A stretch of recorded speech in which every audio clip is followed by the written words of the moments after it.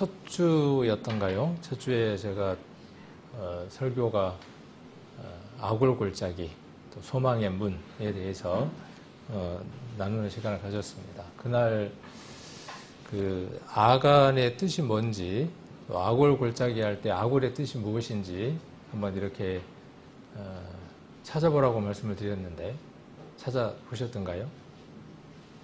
다 뜻이 있어서 찾아보라고 하는 것이죠. 성경에 나와 있는 이름 지명들은요, 어떤 사건들, 그 시대에 있었던 사건들과 밀접한 연관들이 있습니다. 우리 그 요즘 드라마들 보면 드라마에 나오는 그 등장인물들의 캐릭터의 이름들이 그 드라마의 내용들을 다 함축하고 있습니다. 예를 들면은 뭐 서여름, 한겨울 이렇게 나오거든요. 어떤 느낌이 딱 드느냐 하면 서여름과 한겨울이라는 이름이 나오면은 둘이 어떤 썸씽으로 뭔가가 돌아가겠구나. 그 둘이 주연 배우구나. 한 사람은 열정적이겠구나. 한 사람은 좀 냉철하겠구나. 이런 느낌들이 들죠. 안 드나요? 이제 그런 느낌들을 가지고 그 드라마나 영화나 이런 것들이 진행이 됩니다. 성경은 그것보다 더 치밀하고 계획적으로 모든 내용들이 전개가 됩니다. 그래서 이름들만 우리가 잘 이렇게 이해를 해도 성경의 중심 내용들을 잡고 가는데 많은 도움이 됩니다. 아간의 뜻은 뭘까요? 아간. 뭐 여러 사전들이나 참고 서적들을 찾으면 공통적으로 나오는 게 괴롭히는 자. 그래서 이 뜻을 역대 하에서 그대로 사용하고 있습니다. 이스라엘 백성을 괴롭히는 자 이렇게 이야기를 하고 있고, 그 다음에 근심이에요. 근심. 아간이라고 하는 사람이 근심이라고. 그러니까 이름을 왜 그렇게 붙였을까요? 아버지가. 또 왜 그렇게 인물로 등장이 될까요? 근심? 금심거리가 깊어지면 나중에 뭐가 되던가요? 근심을 계속 해요. 그러면 머리가 과부하가 걸리면서 뭐가 생겨요? 두통이 생겨요. 그러니까 아간이라는 사람의 이름은 근심, 두통, 두통거리, 괴롭게 하는 자, 뭐 이런 뜻들을 갖고 있습니다. 그 스토리하고 그대로 연결되는 걸 볼 수 있죠. 그 다음에 아골골짜기. 골짜기인데 골짜기의 이름이 뭐냐 하면 아골이에요. 그럼 아골이라는 뜻은 뭘까요? 벌써 그 이름 안에 그 스토리하고 연관되어 있는 걸 알 수 있습니다. 그래서 아골이라는 말은 혼란시키다, 혼잡하게 하다, 괴롭히다. 똑같은 뜻을 갖고 있죠. 괴롭히다, 뭐 근심, 괴로움, 뭐 그런 뜻들을 갖고 있는 이름이 아골이라고 하는 이름입니다. 그래서 옛날에 우리 인터넷이나 이런 것들이 활발하지 않았을 때에는 관주 성경이나 그 다음에 성경 낱말 사전을 많이 봤거든요. 그리고 인명, 진명 사전들을 많이 봤습니다. 그런 걸 보면 성경을 좀 더 이해하는데, 객관적으로 이해하는데 많은 도움이 됩니다.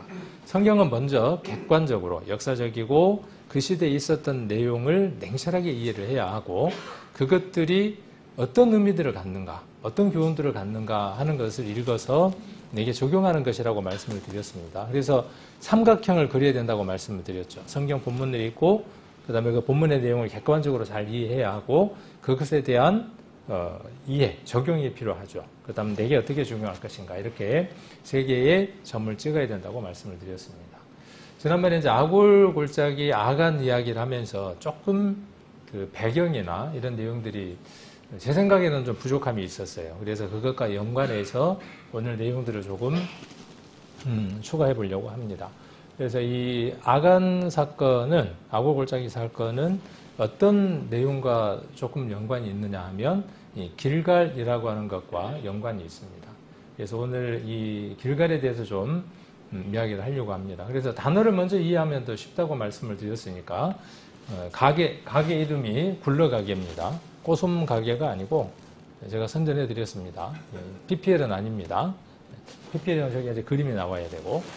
자, 그래서 꼬솜 가게가 아니라 굴러가게. 성경에 여호수아서 5장 9절에 나와 있는 구절을 제가 길갈이라고 하는 곳에다가 이렇게 넣었습니다. 그리고 이것을 여러분들이 이미지화하라고 그림을 하나 여기에다가 옮겨놨습니다. 뭐죠?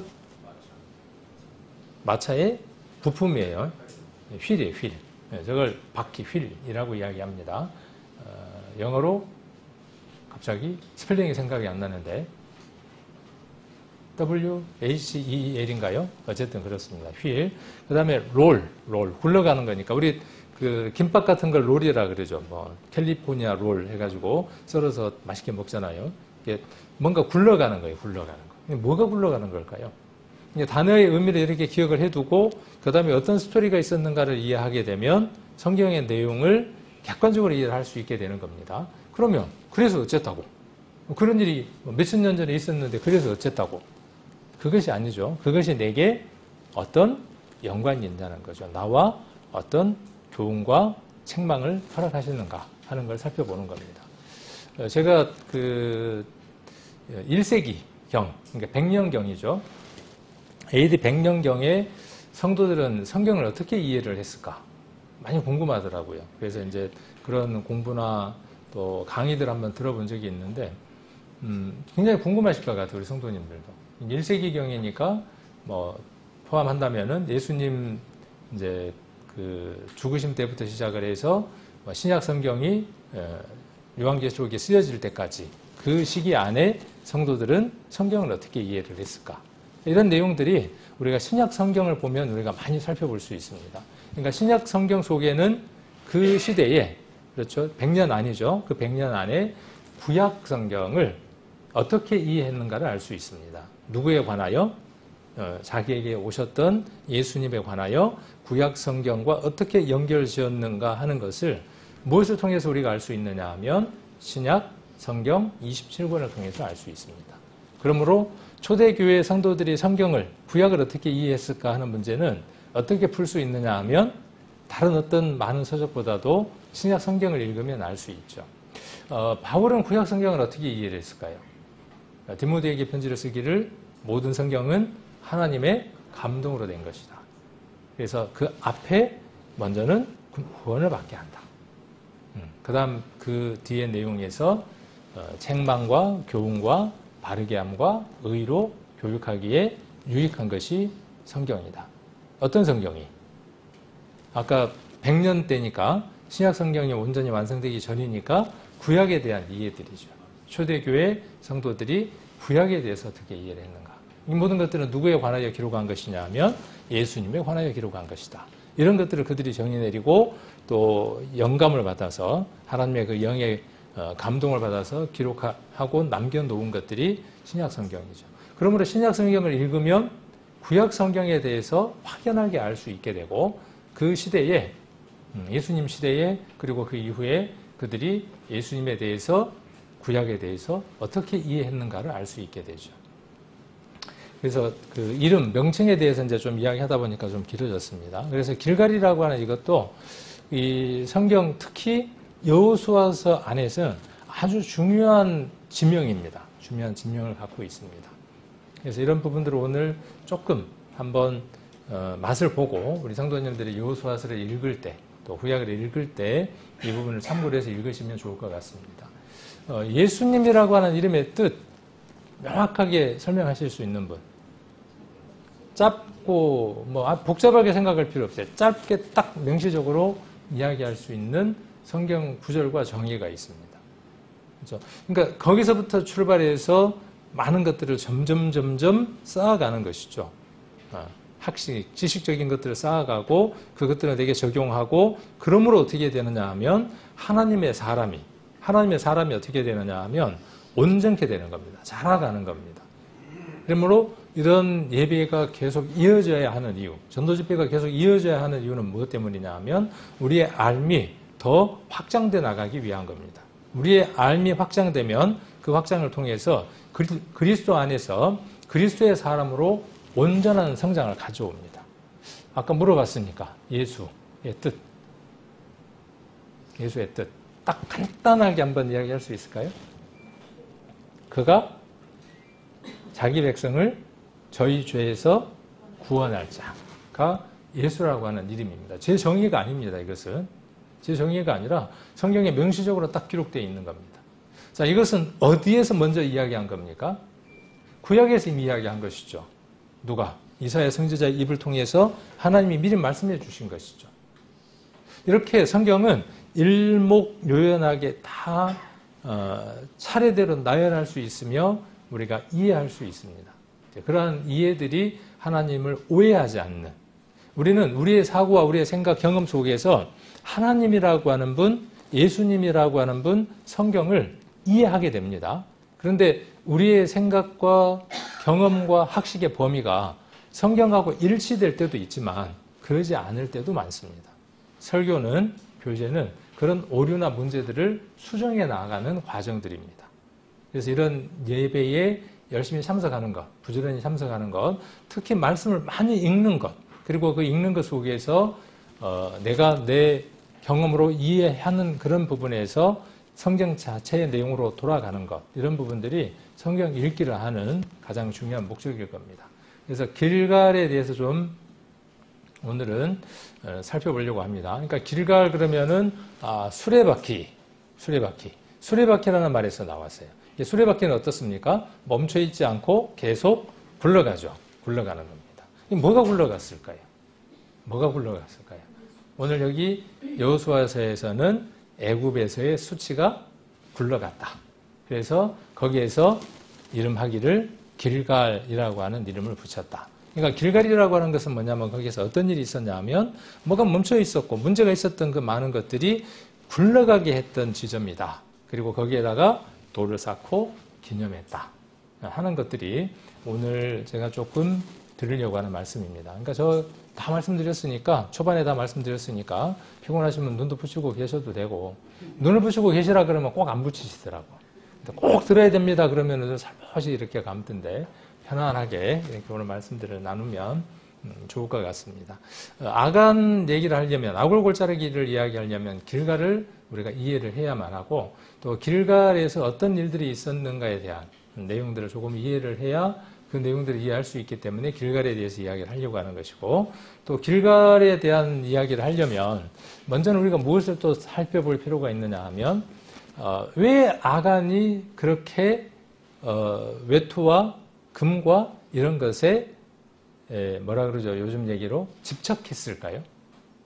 그리고 지난번에도 말씀드렸지만 아간만 그랬을까요? 아닙니다. 그래서 그 아간을 제비 뽑을 때의 과정을 보면 우리가 하나님의 영은 바로 누구인지 지명할 수 있죠. 여호수아에게 그렇게 지명할 수도 있습니다. 그런데 하나님의 방법은 어떻게 하라고 말씀하시느냐 하면 제비 뽑으라고 이야기를 합니다. 여기에서 하나님이 알려주려고 하시는 것은 무엇이냐 하면 아간만이 아니라 모든 사람 안에 그것이 가득했다는 거예요. 근심거리, 두통거리가 가능했다는 거예요. 그러면 이스라엘 백성들의 12지파의 두통과 근심거리 무엇이었을까요? 무엇이 그렇게 근심이었을까요? 여러분들의 근심과 두통거리는 무엇입니까? 별반 다르지 않아요. 얘들도 다르지 않습니다. 지난번에 호세아서를 통해서 말씀드렸던 것처럼 양털, 삶, 기름 이런 것들입니다. 이런 것들이 모든 사람들의 근심거리고 두통거리, 그게 해결이 되지 않기 때문에. 그런데 그것이 어디에 버려져야 하죠? 아간이라고 하는 존재가 그 근심거리를 해결할 수 있는 아골골짜기에 던져지고 해결되어져야만 거기서 비로소 무엇이 올라오느냐 하면 진정한 소망이라고 하는 게 올라옵니다. 소망의 문은 거기서 시작합니다. 여러분들은 우리의 모든 근심과 걱정과 그 모든 것들을, 우리 아간 같은 존재가 어디에, 예수 그리스도와 함께 아골골짜기인 십자가에 온전하게 던져졌을 때, 그리고 그것에서 그 모든 것들이 끝났음을 우리가 인정할 때, 그때 비로소 소망이 시작이 되는 겁니다. 진정한 소망은. 그래서 구약은 신약과 별개의 내용이 아닙니다.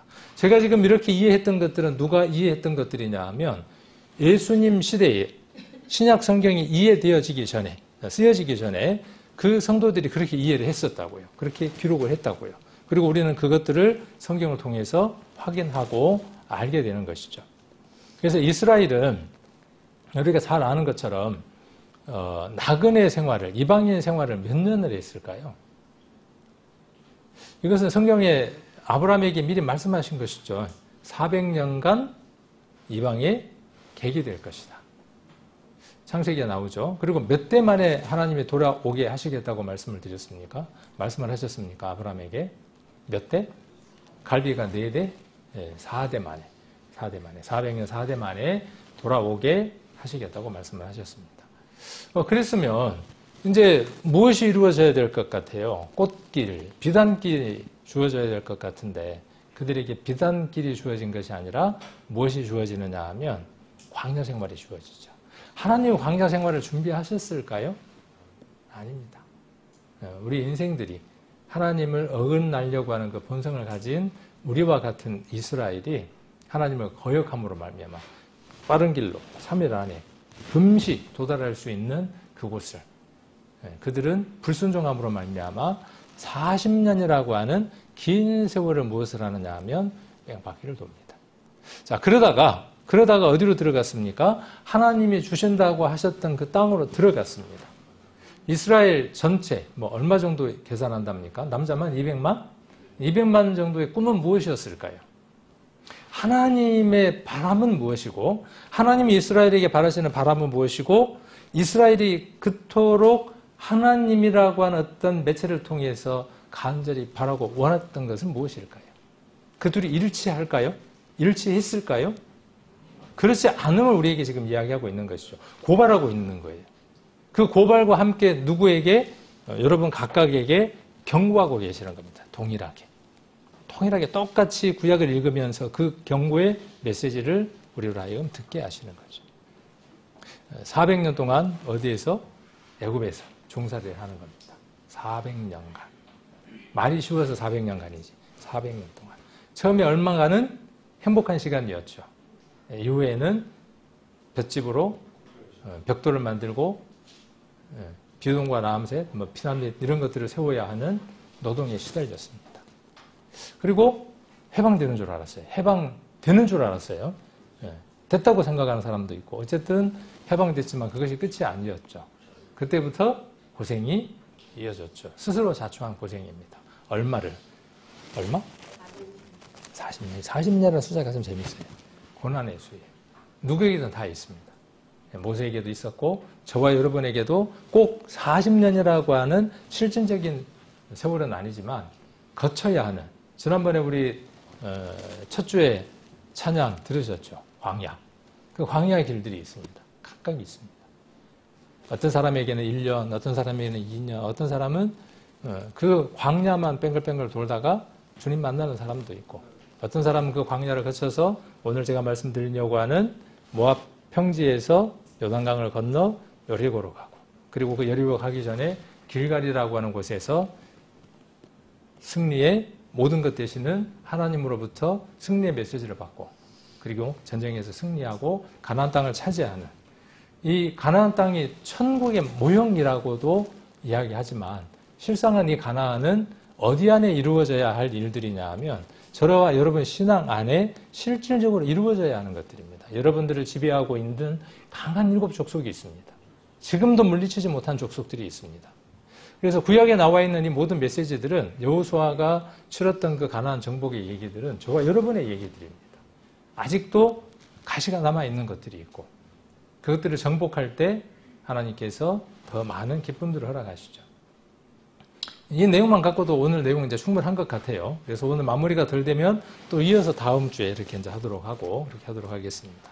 그래서 40년 동안, 광야 40년 동안 이스라엘이 텐트죠. 그 당시에 텐트를 몇 번씩 이동해서 짓고 다시 보따리 싸고 이동하고 짓고 보따리 싸고 했을까요?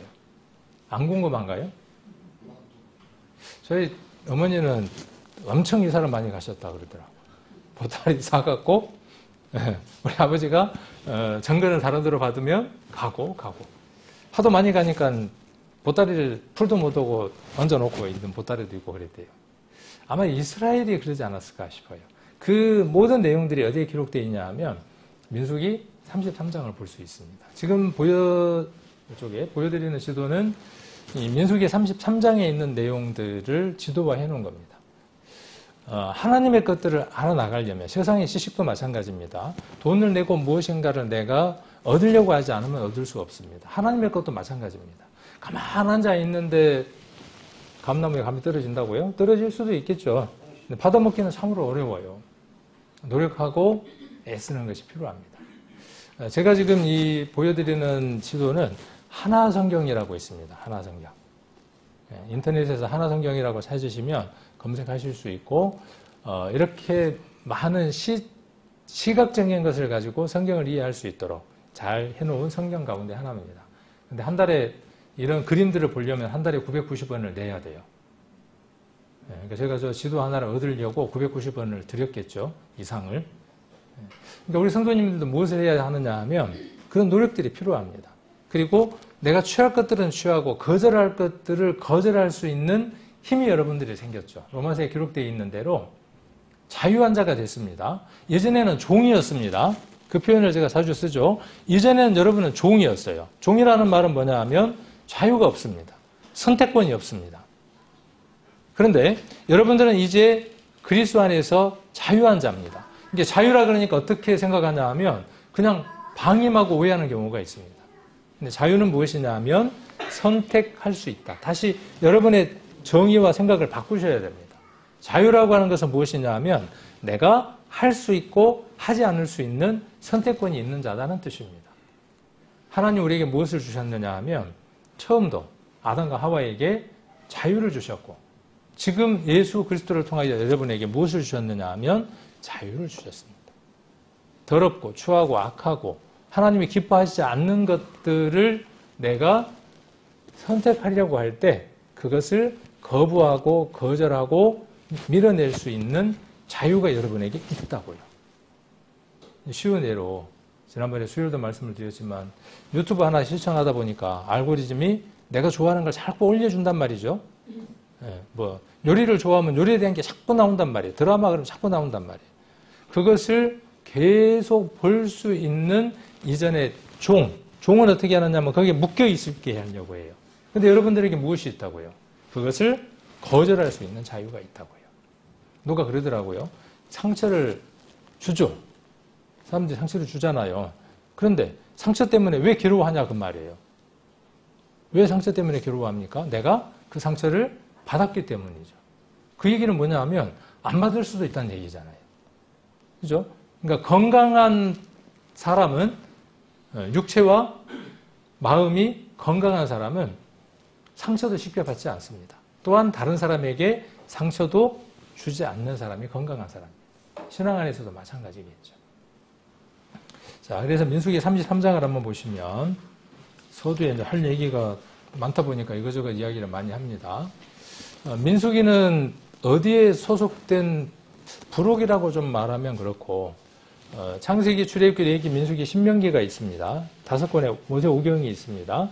이것을 이렇게 재정리를 해볼 수 있다 그랬죠. 신명기는 어디에다가 다시 넣어볼 수 있습니까? 민수기 끝에다가 넣을 수 있습니다. 신명기는 자주 말씀드리지만 모세가 가나안 땅에 들어가지 못하고 이스라엘을 두고 가나안 땅에 들어갔을 때 이러한 삶을 살아야 된다라고 하나님의 말씀을 3번에 걸쳐서 설교하고 있는 내용이라 그랬죠. 설교문이에요. 그러니까 신명기는. 그러니까 이 내용은 어디에 포함되느냐 하면 민수기에 포함될 수 있어요. 자, 그 다음 레위기는 어디에 포함된다고 제가 말씀을 드리겠습니까?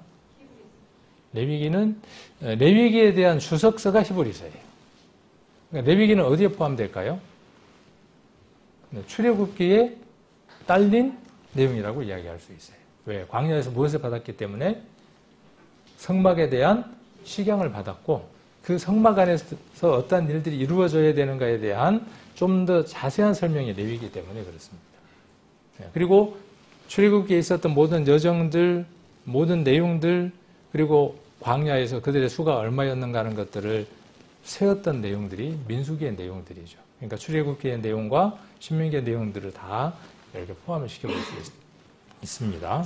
그래서 민수기 33장을 한번 보겠습니다. 이스라엘 자손이 모세와 아론의 관할 하에 그 항우대로 애굽 땅에서 나오던 때에 노정이 이러하니라. 쭉 거슬러 올라가는 겁니다. 그러니까 우리 시간으로 거슬러 올라가면 한 3,400년 전으로 휙 거슬러 올라가는 겁니다. 어떤 사건으로 거슬러 올라가느냐 하면 애굽에 있으면서 유월절이 있었고 기가 막힌 일을 그들이 목도하게 되고 홍해를 건너는 그 내용으로 거슬러 올라갑니다. 그래서 노정이 이러하니라. 그리고 그 이후에 40년에 대한 내용입니다. 모세가 여호와의 명대로 그 노정을 따라 그 진행한 것을 기록하였으니 그 진행한 대로 그 노정은 이러하니라. 그들이 정월 15일에 날짜까지 명시하는 것은 어떻다라고 여러분들에게 말씀드렸냐 하면 역사적으로 실제로 있었던 일에 근거한다 그런 뜻입니다. 그래서 15일에 라암셋에 발행했습니다. 출발했습니다. 곧 6월절 다음 날이라 이스라엘 자손이 애굽 모든 사람의 목전에서 큰 권능으로 나왔으니 제가 이 지도를 왜 여기다 오려놨단다. 왜 이렇게 캡처해서 여기다 이쪽에 뒀냐 하면 습관이 참 무서워요. 이쪽에 계속 있었으니까. 이쪽에 하나 성경에 보면 990원씩 매달 내면 이런 지도를 볼 수 있어요. 근데 돈을 안 내면 지도가 안 나와. 이상한 그림만 하나 나오고 말아요. 근데 여기 보면 어디에서 지금 출발하는 걸 볼 수 있습니까? 라암셋이라고 하는 곳에서 시작하고 그다음 두 번째가 어디입니까? 눈이 좋으시네. 숲곳이라고 하는 곳에.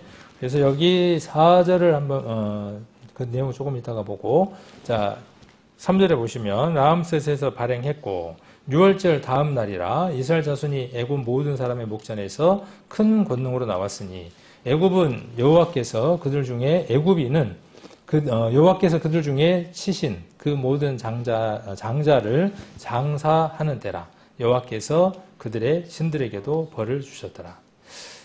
그리고 5절에 보시면 이스라엘 자손이 라암셋에서 발항하여 숲곳에 진쳤고 그 다음 어디냐 하면 에담 7절에 6절에 에담 7절에 어디냐 하면 믹돌 앞에 진쳤다고 되어 있죠.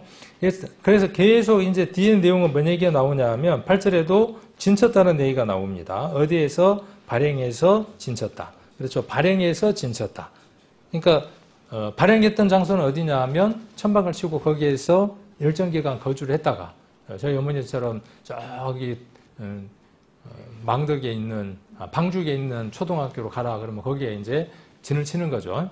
거기서 이제 발령이 나면 이제 발행해서 그렇게 되는 거죠. 발행해서 뭐 진월 대리에 있는 초등학교로 가라 그러면 거기에 가서 또 진을 치고 우리 인생이 그렇죠. 여러분과 저의 삶들을 보면 진 치는 삶이에요. 어디에 고정되어 있는 삶이 아니라 우리는 나그네이고 이방인의 삶을 살고 있는 거죠. 하나님 나라를 찾아가는 본향을 찾아가는 나그네인 겁니다. 진쳤다는 말이 몇 번 나올까요? 여기 33장에서만 여러 번 37번 정도 나오더라고요. 제가 생각하고 또 다를 수 있어요. 잘 안 세지더라고요. 이제 동그라미를 치면서 1, 2, 3, 4 붙이지 않으면 잘 안 쉬어져요. 한 37번 정도 나와요. 33장에만 33장 그렇게 나올 겁니다. 각각 다르다는 건 아마 빼먹고 쉬었던지 두 번 더 세웠던지 그럴 겁니다. 중요한 건 뭐냐 하면 여러 번이라는 거죠. 많은 숫자를 진쳤다는 거죠. 자, 그렇게 해서 쭉 이동을 합니다. 자, 그리고 37절 한번 봅니다. 자, 11절 한번 봅니다. 11절. 홍해가에서 발행하여 신광야에 진쳤고, 그 다음 쭉 넘어가서 36절. 예시온 게벨에서 발행하여 신광야 곧 가데스에 진쳤고, 가데스라고 하는 곳에 진을 쳤습니다. 37절. 가데스에서 발행하여 에돔 국경 호르산에 진쳤더라. 호르산이라고 하는 곳에다가 진을 쳤다. 그렇게 이야기를 하고 있고 11절에 보면 신광야가 나오죠. 또 아까 어디에 신광야가 나오죠? 36절에 또 나오죠. 그러니까 이스라엘 사람들이 가다가 어디로 다시 뺏겼다는 거죠? 여기 신광야. 신광야가 두 번이죠. 여기라고 착각하는 경우들이 있는데 여기 신은 지난번에 우리가 성경 공부할 때 1층에서 SIN이라고 되어 있고 여기 지금 36절에 나와 있는 신광야는 친입니다. 친. 발음하자면 친. 그래서 두 광야가 다른 겁니다. 하나는 신광야고 시내산이 있는 신광야, 하나는 가데스에 있는 신광야입니다. 그래서 같은 장소가 아니라는 것 이해를 하시면 될 것 같습니다. 그래서 어디에 머물렀다고 지금 이야기를 하고 있습니까? 에돔 국경 호르산에서 진쳤죠. 이 사이에 있었던 많은 일들을 기록해 놓은 것들이 뭘까요? 출애굽기에 나와 있는 내용들이겠죠. 그 사이에 뭐 미리암도 죽고 뭐 뭉둥병이 생겼던 일도 있고 뭐 여러 가지 많은 일들이 있었을 거 아니에요. 그 모든 내용들은 쫙 빼고 어디만 중심으로 해서 출발하고 진쳤던 것만 중심으로 해서 33장에서 이야기를 하고 있죠. 재밌는 거 우리 창세기 5장에도 보면 그런 내용들이 기록되어 있는 걸 볼 수 있죠. 누가 여러 사람들이 있었는데 5장에 보면 누가 몇 살에 죽었고 누가 몇 살에 죽었고 누가 몇 살에 죽고 쭉 정리하는 것들을 볼 수 있죠. 자, 38절을 읽으려고 이 말씀을 찾았습니다. 이스라엘 자손이 애굽 땅에서 나온 지 40년 5월 1일에 제사장 아론이, 그러니까 40년이 된 거죠. 여호와의 명으로 호르산에 올라가 거기서 죽었으니 아론이 호르산에서 죽던 때에 나이 123세였더라. 그러니까 아론은 123세에 소천했네요. 근데 하나님이 어디로 가라 그랬고, 그러니까 가라고 할 정도니까 기력이 있었던 거죠. 누구도 그랬습니까? 모세도 그렇죠. 모세도 눈도 흐려지지 않고 기력도 쇠화해지지 않았지만 하나님이 오라 그러면 가야 되는 거죠. 자, 그래서 호르산에서 이렇게 친 것을 볼 수 있습니다. 그래서 벌써 쭉 넘어가서 지금 여기 이렇게 좀 넘어간 거죠. 이렇게 넘어가서 지금 여기. 그리고 여기서 몇 년을 뱅글 돌았을까요? 여기 그림에는 이제 그게 없는데 여기에서 뱅글 돌죠. 몇 년간?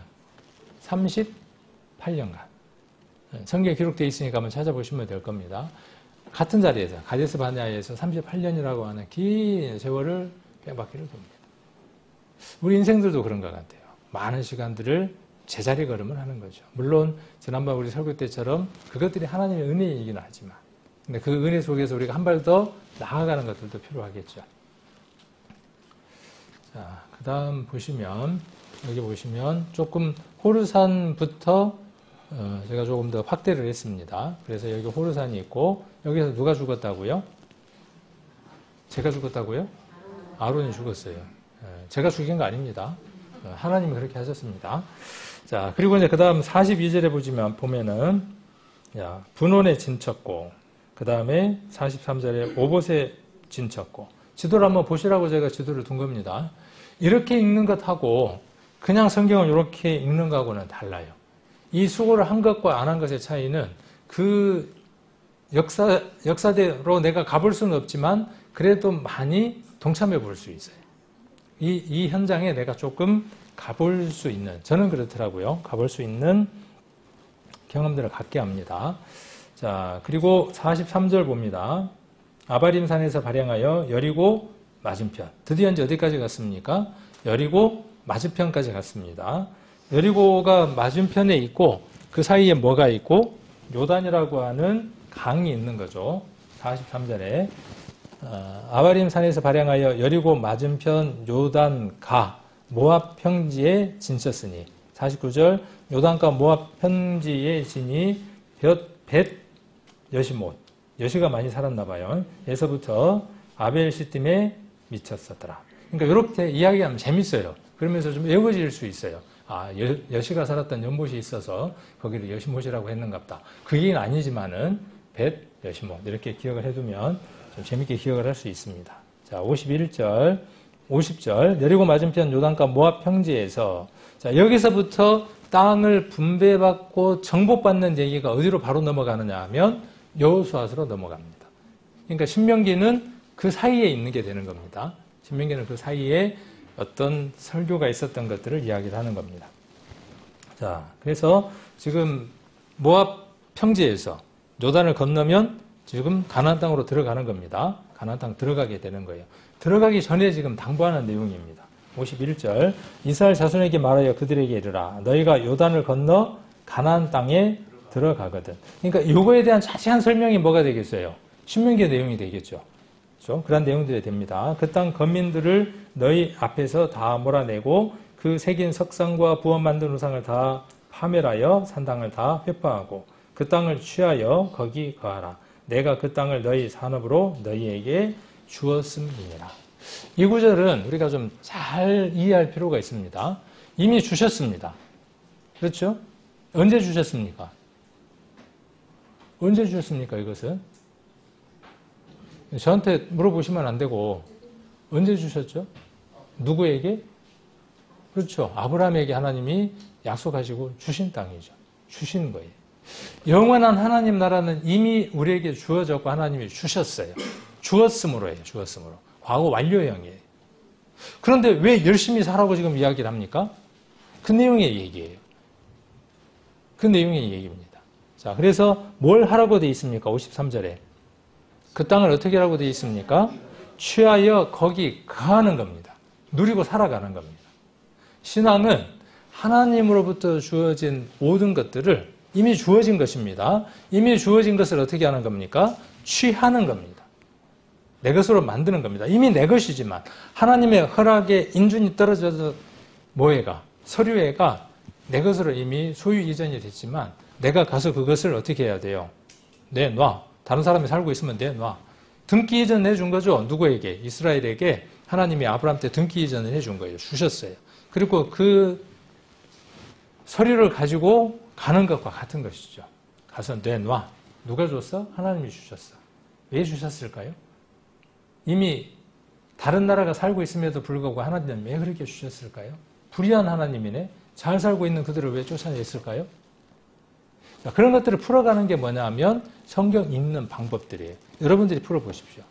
왜 거기에 가나안 족속이 있었음에도 불구하고 하나님이 그들을 밀어내고 그 땅을 주셨을까? 왜일까?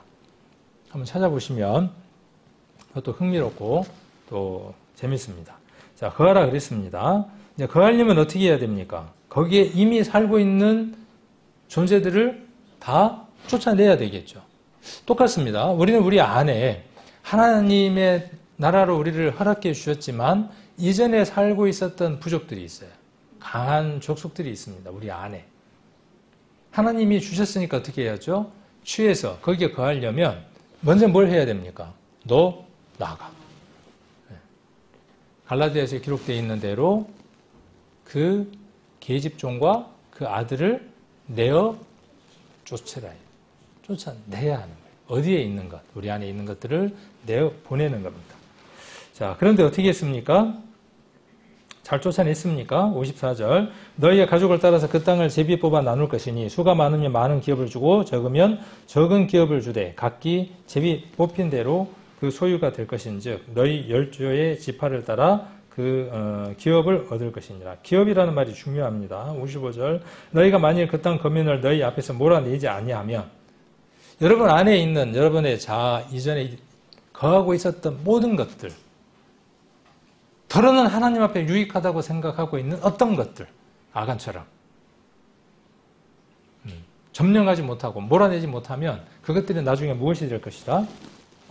여기 너희의 남겨둔 자가 55절 너희 눈의 가시와 너희의 옆구리에 찌르는 것이 되어 너희가 거하는 땅에서 너희를 괴롭힐 것이라. 나는 그들에게 행하기로 생각한 것을 너희에게 행하리라. 이렇게 행하신 것들이죠. 자, 그래서 여기 지도를 보시면 지도를 한번 보시라고 이렇게 해놓은 겁니다. 여기 모압 평지가 되죠. 여기 모압 평지. 자, 여기 모압 평지에서 모압 평지 바로 맞은편이 어디라고요? 여리고고 여리고 사이에 있는 게 무슨 강이라고요? 한탄강이 아니라 요단강이 있습니다. 이렇게 요단강이 있습니다. 그러니까 모압 평지에서 여리고로 들어가기 위해서 가나안 땅으로 들어가기 위해서는 무엇을 건너야만 하느냐 하면 요단강을 건너야만 합니다.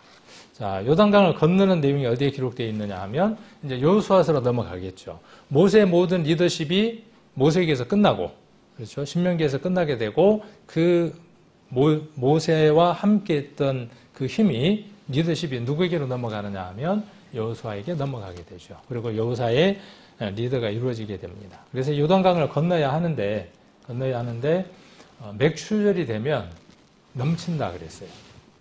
홍해만큼은 아니지만 요단강도 배나 어떤 것을 타지 않으면 건너갈 수 없어요. 그럼 수영 잘하면 건너가겠네. 자, 건너가야만 합니다. 자, 여호수아서를 한번 보겠습니다. 아까 민수기에 기록되어 있었던 49절, 50절은 그 진명을 한번 기억하시고요. 요단가 모압 평지의 진이 벳 여신목과 아벨시딤에 미쳤다. 그랬고 50절에 여리고 맞은편 요단과 모압 평지 기억을 해 두시고 여호수아서 3장으로 한번 넘어가 봅니다. 여호수아서 3장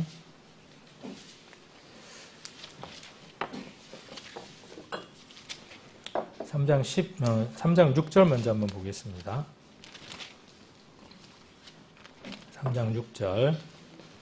자, 이 요단강을 건너기 위해서 이렇게 하라 하는 내용들이 앞에 기록되어 있고 6절에 보시면 여호수아가 여호수아서 3장 6절 또 제사장들에게 일러 가라사대 언약궤를 메고 백성 앞서 건너라 하매 곧 언약궤를 메고 백성 앞서 나아가니라. 누가 언약궤를 맨 거죠? 제사장들이. 그래서 이런 그림들을 보면 좀 도움이 많이 돼요. 그림을 보면 요단강을 지금 앞에 앞두고 있고 언약궤를 맨 제사장의 그림들이 보이죠. 자, 누구 앞서서 이스라엘을 두고 앞서서 이렇게 언약궤를 맨 제사장이 어디에 발을 한 발 디드니까? 요단강에 발을 디드니까 요단강이 어떻게 돼요? 질퍽질퍽한 땅이 되죠. 홍해가 좌우로 쫙 갈라졌을 때 몇 백년, 몇 천년 동안 거기는 바다였죠. 물이 쫙 갈라지면 어떤 현상? 어디에 홍해 기적이 있다 그러는데 가면은 거기는 뭐예요? 진흙바닥이겠죠. 근데 하나님이 준비하신 이적이나 표적은 그런 것이 아니야. 마른 땅이 돼. 말라. 그러니까 하나님의 역사죠. 쫙 갈라집니다. 어디가 그랬던 것처럼 홍해가 그랬던 것처럼 요단강도 갈라집니다. 11절 한번 봅니다. 보라 온 땅에 주의 언약궤가. 자, 하나님은 누구의 주인이냐 하면 온 땅의 주인입니다. 온 땅의 주인이에요. 거기에 거하고 있는 모든 사람에게 주인입니다. 그리고 이 언약궤는 이스라엘에게 언약궤이지만 모든 땅의 언약궤이기도 합니다. 우리는 그 언약이 있기 때문에 그 언약 속으로 들어갈 수 있게 된 거죠. 예수 그리스도로 말미암아. 그래서 너희 앞에서 요단으로 들어가니. 그러니까 항상 무엇이 앞서가느냐 하면 하나님이 우리 주님이 우리 앞서서 대장대에서 모든 길들을 열어주시고 앞서갑니다. 두려울 게 있을까요? 근데 뭐가 그렇게 두려운지 모르겠어요. 세상 사람도 두렵고 모든 환경들도 두렵고 홍해라든지 요단이라든지 이런 것들을 우리에게 보여주시는 이유가 뭐예요? 이스라엘에게만 그런 일이 있었던 것이 아니라 이 성경을 읽는 우리에게도 이 동일한 능력과 역사와 능력이 시대와 공간을 떠나서 지금 우리에게 그것이 동일하게 임할 것이라고 하는 메시지죠. 자, 그래서 12절 이제 이스라엘 지파 중에서 매 지파에 한 사람씩 12명을 취했습니다. 13절 온 땅의 주 여호와의 궤를 맨 제사장들의 발바닥이 요단물을 밟고 멈추면 요단물 곧 위에서부터 흘러내리던 물이 끊어져 쌓여 서리라. 야, 물이 어떻게 쌓여서 섭니까 이거? 그러니까 하나님이 하실 수 있는 일이죠. 있을 수 없는 일이 아니라 사람으로는 할 수 없는 일이지만 사람인 우리에게 하나님께서 베푸신 능력이라는 것이죠. 12명을 대표로 취한 것이죠. 그렇게 해서 요단물이 멈추게 합니다. 14절 백성이 요단을 건너려고 자기들의 장막을 떠날 때에 제사장들은 언약궤를 메고 백성 앞에서 행하니라. 요단이 몸에 거두는 시기에는 항상 언덕에 넘치더라. 궤를 맨 자들이 요단에 이르며 궤를 맨 제사장들의 발이 물가에 잠기자. 이건 어마어마한 용기가 필요하겠죠. 홍해는 어떻게 했습니까? 모세에게 너희는 가만히 있어. 가만히가 있으면 껄끄럽습니다. 어쨌든 가만히 있으라고 하고 어떻게 하느냐 하면 갈라지게 했죠. 근데 여기는요. 무엇이 필요하냐 하면 말씀에 의지해서 행함, 실천하는 게 필요한 것이죠. 한 발을 내어 딛는 것이죠. 신앙은 이런 것입니다.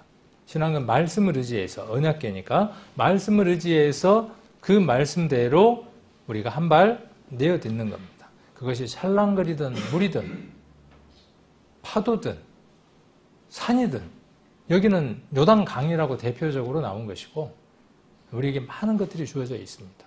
넘지 못할 산, 넘지 못할 파도는 우리에게 없습니다. 그것을 가지고 모든 선교사들이 전 세계를 다녔습니다. 그들에게 이 믿음이 없었으면 그들은 갈 수 없었을 겁니다. 우리에게 멀리 가라고 말씀하시지 않고 파도 같고 산 같고 요단 물 같은 주변에 우리에게 주어진 많은 사람들에게 하나님은 뭐라고 말씀하시느냐 하면 가라고 이야기하십니다. 그리고 밟으라고 이야기를 하십니다. 오늘 목사님이 밟으라 그랬으니까 아들이 교회 가자고 안 가니까 밟아버리십시오. 그 말이 아니죠. 말씀에 의지해서 우리가 실천하는 겁니다. 해보는 겁니다. 그 다음은 누가 하실 일이죠? 하나님이 하시는 일이에요. 그 다음. 네. 그 다음 16절 곧 위에서부터 흐르던 물이 그쳐서 심히 멀리 사르단에 가까운 아담읍 변방에 일어나 쌓이고 아라바의 바다 염해로 향하여 흘러가는 물은 완전히 끊어지매. 그러니까 아까 그 요단이 있을 때 이렇게 끊어졌겠죠. 요렇게와 끊어지는 거죠. 요 아래가 지금 어디라고 지금 이야기를 하고 있느냐 하면 이 아라바 바다 염해까지라고 이렇게 이야기를 하고 있습니다. 17절 여호와의 언약궤를 맨 제사장은 요단 가운데 마른 땅에 굳게 섰고 대비가 되죠. 아까 어디에? 흐르는 물에 무엇이 적셔졌습니까?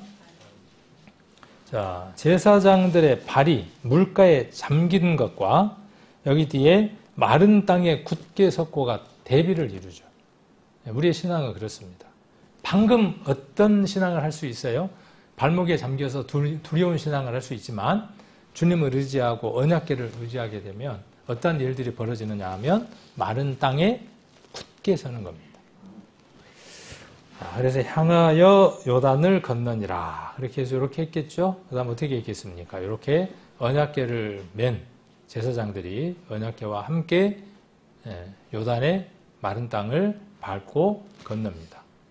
이런 사진들이 좀 도움이 안 되나요? 도움 많이 되더라고요. 그리고 만화로 된 성경책들 되게 많아요.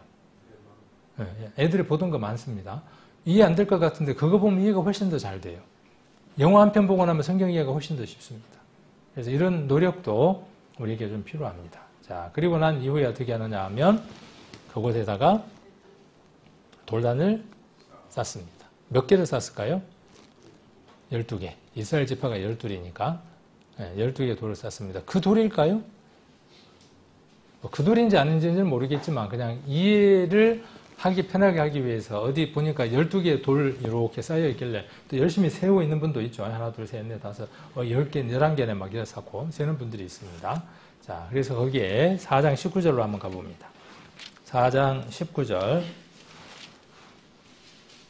4장 19절을 보시면 자, 정월 10일에 백성이 요단에서 올라와서 여리고 동편 지경 길갈에 진쳤습니다.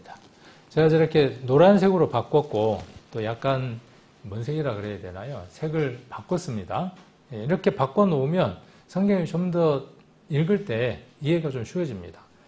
자, 그래서 여러분들은 저걸 보셔도 되고 저는 성경을 읽고 하겠습니다. 여호수아가 그 요단에서 가져온 12돌을 길갈에 세우고 길가가 아니고 길갈에 세우고 이스라엘 자손에게 일러 가로되 후일에 너희 자손이 그 아비에게 묻기를 이 돌은 무슨 뜻이냐 하거든 너희는 자손에게 알게 하여 이르기를. 자, 이게 신앙의 유산입니다. 이게 신앙의 유산입니다.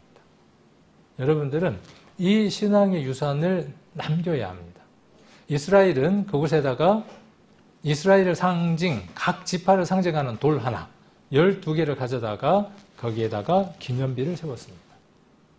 우리는 인생길 가는 곳곳마다 이렇게 하나님의 흔적들을 남겨야 합니다. 후일에 그들이 묻거든 이것은 하나님으로부터 어떤 일이 있었다라고 말할 수 있는 믿음의 유산을 가진 사람들이어야 합니다.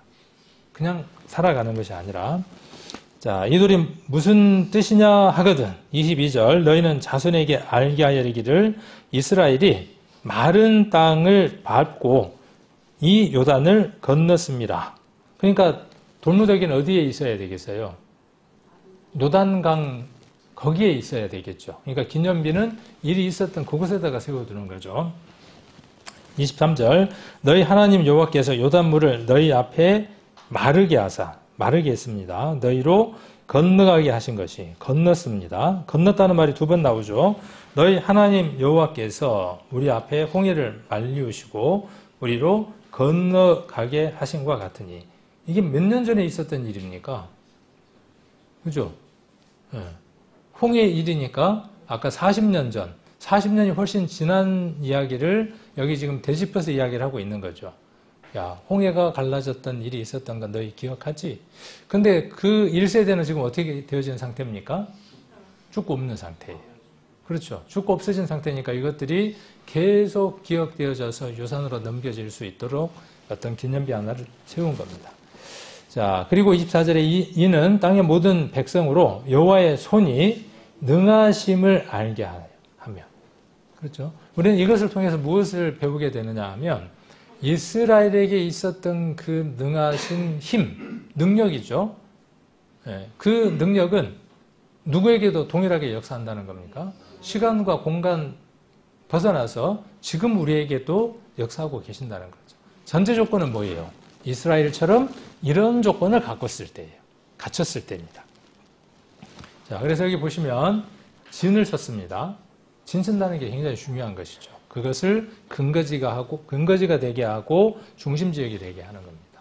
그래서 여호수아서에 보면 모든 일들의 진행이 어디에서 이루어지느냐 하면 길갈이라고 하는 곳에서 이루어집니다. 길갈에 가서 어떻게 길을 갈지를 묻습니다. 길갈에서 길을 어떻게 갈지를 물어요. 그리고 거기서 답을 얻습니다. 그렇지 않았을 때에는 항상 무엇이 오느냐 하면 실패가 옵니다. 자, 아이성의 사건은 길갈의 얘기가 없습니다. 길갈에서 어떤 일이 있었던 것에 대한 얘기가 없습니다. 그리고 어떠한 사건이 일어나느냐 하면 아이성에서 패배하는 사건이 일어나게 되고 그 아이성의 패배의 원인이 어디에 있었던 것들을 알게 되느냐 하면 아간에게 있었던 것들을 알게 됩니다. 실상은 그것은 아간의 혼자만의 문제가 아니라 모든 사람이 아간처럼 갖고 싶었지만 누구 홀로 실천에 옮긴 거죠? 아간 홀로 실천에 옮긴 겁니다. 그래서 제비를 뽑을 때 유다 지파가 뽑혔을 때 유다 지파를 뽑기 위해서 각 지파의 대표가 나왔을 때 각 지파는 속으로 두려워 떠는 겁니다. 두근두근 하는 거예요. 자기들이 훔치지는 않았지만 혹 우리 지파 가운데서 누군가가 유다 지파가 뽑혔습니다. 그러니까 모든 지파에 있었던 일들에 대한 것들이 아간에게 넘겨지는 것과 같습니다. 지난번에 말씀드렸던 것처럼. 자, 그래서 진을 쳤고 그 다음에 뭘 세웠습니까? 12돌을 세웠습니다. 12개 맞나요, 돌이? 또 그거 세우고 또 안 맞다고 이야기하는 분 계실 텐데 중요한 건 뭐냐면 어떤 형태든 이렇게 기념비 하나를 만들었다는 겁니다. 세우고 이 돌의 뜻이 무엇이냐라고 물으면 무엇을 말하라고 이야기하는 겁니까? 무엇을 이야기하라는 거예요? 자, 길갈에 세웠던, 그렇죠. 길갈에 진을 치고 세웠던 12돌은 무엇을 말하기 위한 겁니까? 여기 지금 이 4장 19절에서 24절에 나와 있는 이 말씀 속에서 길갈에 대한 중요한 메시지에서 무엇을 말하고자 하는 것일까요? 자, 건nom이에요. 건ном. 그렇죠. 지금 이 이야기 속에서 가장 중요한 포인트는 뭐냐 하면 건nom이에요. 그 건nom이 있었기 때문에 뭘 하는 거죠? 12돌을 가져다가 기념비를 세운 거예요. 어디에다가? 길갈에다가 세웠다고요. 네, 길갈에다가. 길갈에 진을 치고 거기에 세웠습니다. 요단에서 올라와서 세웠다 그 말입니다. 자, 그래서 건넜어요. 여기도 보면 건넜습니다. 자, 여기도 보면 건너게 하셨습니다. 이전에 홍해에서도 어떻게 하셨습니까? 홍해를 말리워서 건너게 했습니다. 그래서 그들에게 붙은 이름이 뭡니까? 히브리인이에요. 건넌 자라는 뜻이에요. 건넌 자. 그래서 히브리에서는 무엇에 대해서 이야기하고 있는 거죠? 그 강을 건넌 자들에 대한 얘기예요. 저와 여러분은 어떤 사람들이냐 하면 건넌 자입니다. 이스라엘이 홍해와 요단을 건넌 것처럼 또 건너갔던 것처럼 그런 과정을 거쳤던 것처럼 저와 여러분은 어떤 자들이냐 하면 건너는 자들입니다. 한 번 건너가면 뒤돌아볼 수 있어요, 없어요? 홍해를 건넜습니다. 뒤돌아갈 수 있어요, 없어요? 뒤돌아가지 않아야 되고 뒤돌아갈 수도 없어요. 어떤 방법으로도 그 강을 다시 건너서는 안 돼요. 요단도 마찬가지죠. 건너면 그것으로부터 모든 것들은 끝나야 하는 것이죠. 우리는 세상으로부터 강을 건넜죠. 건넌 자들입니다. 자, 그리고 이제 오늘 본문의 내용 여호와께서 5장 9절 한번 봅니다. 5장 9절. 자, 5장 9절에 보시면 자, 4절부터 한번 3절부터 한번 보겠습니다. 아니 2절부터 보겠습니다. 2절부터. 그때 여호와께서 여호수아에게 이르시되 너는 부싯돌로 칼을 만들어 이스라엘 자손들에게 다시 할례를 행하라 하시매. 왜 할례를 행하라 그랬을까요? 이전에 할례를 행했을 텐데. 그 이유에 대해서 이야기를 하는 겁니다. 3절 여호수아가 부싯돌로 칼을 만들어 할례산에서 이스라엘 자손들에게 할례를 행하니라. 4절 여호수아가 할례를 시행한 까닭은 하고 답을 이야기를 하죠. 이것이니 애굽에서 나온 모든 백성 중 남자 곧 모든 군사는 애굽에서 나온 후 광야 노정에서 죽었는데 1세대는 죽은 것이죠. 할례를 받았던 그들은. 그러나 거기에서 태어난 2세대들 그 나온 백성은 다 할례를 받았으나 애굽에서 나온 사람들은 할례를 받았으나 애굽에서 나온 후 광야 노정에서 난 자는 할례를 받지 못하였습니다. 할례를 받지 못했다는 것은 무엇을 포함하는 것이냐 하면 수치를 포함하는 겁니다. 하나님의 백성으로서의 올바름을 갖지 못한 수치를 이야기합니다. 자, 6절 이스라엘 자손들이 여호와의 말씀을 청종치 아니하므로 여호와께서 그들에게 대하여 맹세하사 그들의 열주에 맹세하여 우리에게 주시마 약속하신 땅 곧 젖과 꿀이 흐르는 땅을 그들로 보지 못하게 하리라 하시매 애굽에서 나온 족속 곧 군사들이 다 멸절하기까지 40년을 광야에서 행하였더니. 그래서 뭐 우리 잘 알고 있죠. 그 점탐하러 갔던 그 세대는 거기에서 죽는다고 했던 그 말씀들이 여기에서 이루어진 것이죠. 자, 7절 그들의 대를 잇게 하신 이 자손에게 여호수아가 할례를 행하였으니 길에서는 그들에게 할례를 행치 못하였으므로 할례 없는 자가 되었음이었더라. 온 백성에게 할례 행하기를 피라매 백성이 진중 각 처소에 처하여 낫기를 기다릴 때에 여호와께서 여호수아에게 이르시되 내가 오늘날 애굽의 수치를 너희에게서 굴러가게 하였다 하셨으므로 그곳 이름을 오늘까지 길갈이라 하느니라. 그러니까 길갈이라고 하는 장소에서 여러 사건들이 일어나는데 그 사건 가운데에 아까 그런 사건도 있었고 또 하나의 사건 어떤 사건이 있다고 지금 이야기를 하고 있습니까? 할례를 행했다는 거예요. 네, 그래서 하나님의 백성으로서의 수치를 굴러가게. 그래서 여기 길갈이라고 하는 것에다가 굴러가게라고 제가 이렇게 댓글을 달았습니다. 그러니까 길갈이라고 하는 것은 어떤 것이냐 하면 굴러가게 하는 거예요. 네, 그 애굽의 수치가 굴러가게 하는 겁니다. 저와 여러분은 어디에서 수치가 물러갔습니까? 그날이 언제입니까? 그 장소는 어디입니까? 이스라엘에게 있어서 애굽의 수치가 물러간 날, 시간, 장소는 어디냐 하면 길갈입니다. 그렇죠? 길갈입니다. 여러분에게는 어디입니까? 그 장소가. 저와 여러분에게 있어서 길갈, 오늘날 길갈은 어디일까요? 이곳 교회입니다. 저와 여러분이 구원받은 애굽의 수치, 우리를 영원한 불못으로 던져 넣을 애굽의 수치, 세상의 죄가 예수 그리스도로 말미암아 물러갔다, 굴러갔다, 깨끗하게 되어졌다 하는 그 메시지를 들은 장소가 어디냐 하면 이곳입니다. 이스라엘은 그날 그곳에서 할례라고 하는 것으로 보여지는 것으로 그들이 그렇게 행했지만 그것이 오늘날 우리에게는 어떻게 성취되고 이루어지는 것이냐 하면 예수 그리스도로 말미암아 마음의 할례가 이루어지는 것이죠. 애굽의 수치가, 부끄러운 것들이 우리 안에 가득 차 있었던 모든 것들이 수레바퀴가 굴러가는 것처럼 굴러가 버리는 겁니다. 사라져 버리는 겁니다. 그곳이 어디냐 하면 이곳 길갈입니다. 이곳 기념해야 되겠죠. 이곳에서 자주 모여야 하겠죠. 이곳에서 선포되는 것은 무엇이 선포되어야 되겠습니까? 이스라엘이 이런 것을 선포했던 것처럼 함께 선포하는 겁니다. 그래서 여기 보시면 굴러가게 했고 길갈이라고 했고 10절에 보니까 여기 보면 진을 쳤습니다. 네. 이제는 그곳에서 정주하는 겁니다. 이전에는 이동했습니다. 유목이었어요. 이동했습니다. 그런데 이제 길갈이라고 하는 장소에 어떻게 합니까? 정주하는 겁니다. 거기를 기점으로 삼는 겁니다. 우리도 이 세상에서 나그네였습니다. 떠돌이였습니다. 그러나 이제 이 교회에 정주하는 겁니다. 내가 있어야 할 곳, 내가 머물러야 할 곳, 내가 진칠 곳은 어디냐 하면 이곳 교회입니다. 보여지는 것은 교회이고 우리 삶에 있어서 주님이 머물러 계시는 이곳, 이곳에 우리가 늘 함께 있는 겁니다. 여기에서 무엇을 했습니까? 그들이 유월절을 지켰습니다. 진쳤고 유월절을 지켰고 그 다음 여기 보니까 뭘 먹었습니까? 가나안 땅에 소산을 먹었습니다. 자, 그 이전에는 만나를 먹었겠죠? 이제 더 이상 하나님으로부터 직접적으로 오는 것이 아니라 이제 일하고 노력해서 얻은 것. 구원 처음 받고 나서는 누군가가 주는 젖으로 우리가 성장해 갑니다. 거기에서 머물러 있는 것이 아니라 이제는 어떤 때가 되어줘야죠? 가나안 땅의 소산을 먹어야죠. 저와 여러분이 힘쓰고 애쓴 말씀을 가까이 보는 그것들을 통해서 우리가 열매를 먹고 성장해 가야 하는 것이죠.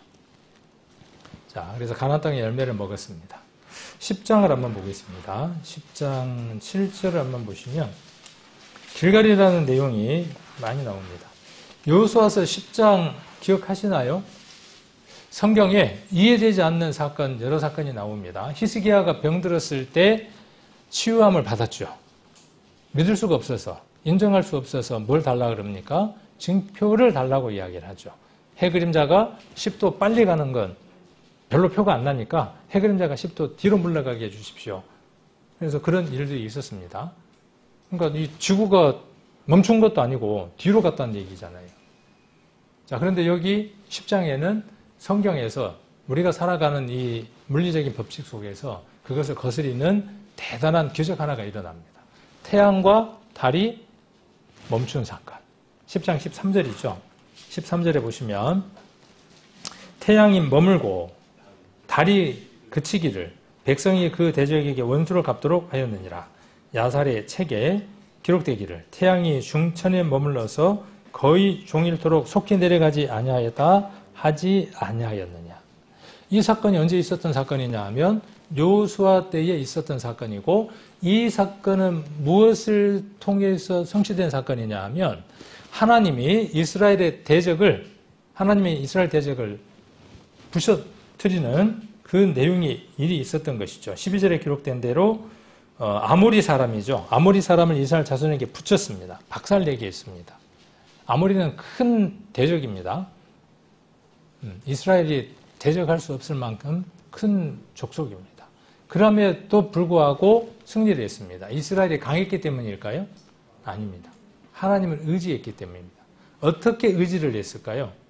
우리도 마찬가지입니다. 우리도 아모리라고 하는 강한 족속이 있습니다. 그들을 정벌해야죠. 그래야 모든 구원받은 사람의 수가 끝나고 그제 끝이 와야 될 거 아니에요. 그러려면 태양도 멈추고 달도 멈춰야 돼요. 이 세상의 시계, 하나님이 주신 이 시계가 좀 멈췄으면 좋겠어요. 우리가 전도하는 모든 사람들이 다 구원받고 난 이후에 그때 주님이 오셨으면 좋겠어요. 저와 여러분도 그런 생각이 드시잖아요. 시계를 좀 매달아 놓을 수 있으면, 붙들어 놓을 수 있으면 이렇게 묻은 이 사람들 구원받게 할 수 있을 텐데, 구원받아야 될 텐데, 그런 마음들의 모든 성취를, 기적을 맛보려면 무엇이 선행이 되어져야 되느냐 하면 이 모든 일들이 있기에 선행된 것이 뭐냐 하면 10장 7절입니다. 10장 7절 한번 보시면 자, 6절 한번 봅니다. 기브온 사람들이 길갈진에 보내어 여호수아에게 전언하되 당신들의 종 돕기를 더디게 마시고 속히 우리에게 올라와 우리를 구조하소서. 산지에 가는 아모리 사람의 왕들이 다 모여 우리를 친하이다 하매. 기브온과 지금 아모리 사람 얘기가 나오고 장소는 어디냐 하면 길갈입니다. 길갈에 보내어 여호수아에게 전언했습니다. 여호수아가 어디 있었다는 얘기죠, 지금? 여호수아가 지금 어디에 있었다는 얘기예요? 길갈에 있었다는 얘기죠. 길갈에. 자, 그리고 7절에 여호수아가 모든 군사와 용사로 더불어 길갈에서 올라가니라. 출발지가 어디입니까? 길갈입니다.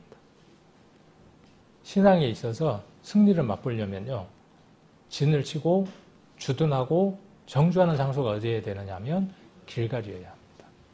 저와 여러분이 멈추고 주둔하고 모든 계획을 짜고 모든 준비를 해야 되는 장소가 어디냐 하면 길갈이라고 하는 이 교회라고 하는 장소입니다. 8절에 때에 여호와께서 여호수아에게 이르시되 그들을 두려워 말라. 내가 그들을 내 손에 붙였으니 그들의 한 사람도 너를 당할 자가 없으리라 하신지라. 여호수아가 길갈에서 밤새도록 올라가서 그들에게 갑자기 이르니 라고 이야기를 하고 있습니다. 그래서 10장 15절에도 보시면 여호수아가 온 이스라엘로 더불어, 제가 더불어라고 지금 이야기한 데다가 색깔을 바꿔놨죠. 7절에도 더불어. 길갈인데 혼자가 아니라 여호수아가 누구와 함께, 이스라엘 백성과 함께 더불어. 이곳에서 우리가 함께 더불어섭니다. 더불어 함께. 자, 그래서 15절에도 더불어 길간지으로 돌아왔고, 출발지도 어디이고 길갈이고, 다시 돌아오는 장소도 어디고 길갈이고, 43절에도 보시면 이스라엘로 더불어 길갈진으로 돌아왔어요. 이곳으로 오는 겁니다. 교회이고 길갈은 교회이고 예수 그리스도의 십자가이기도 합니다. 우리는 그곳에서 발행하고 그곳에서 진치고 그곳으로 돌아와야 합니다. 여호수아서 14장 6절 한번 보겠습니다. 14장 6절.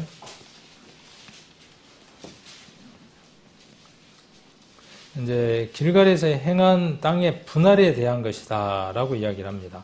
그러니까 땅의 분할도 어디에서 이루어졌다고요? 길갈에서. 그렇죠? 이게 되게 재밌는 대목이기도 합니다. 자, 6절에 한번 보시면 14장 6절 같이 한번 읽겠습니다. 때에 유다 자손이 길갈에 있는 여호수아에게 나오고 그니스 사람 여분네의 아들 갈렙이 여호수아에게 말하되 가데스 바냐에서 나와 당신에게 대하여 하나님의 사람 모세에게 이르신 일을 당신이 아는 바라.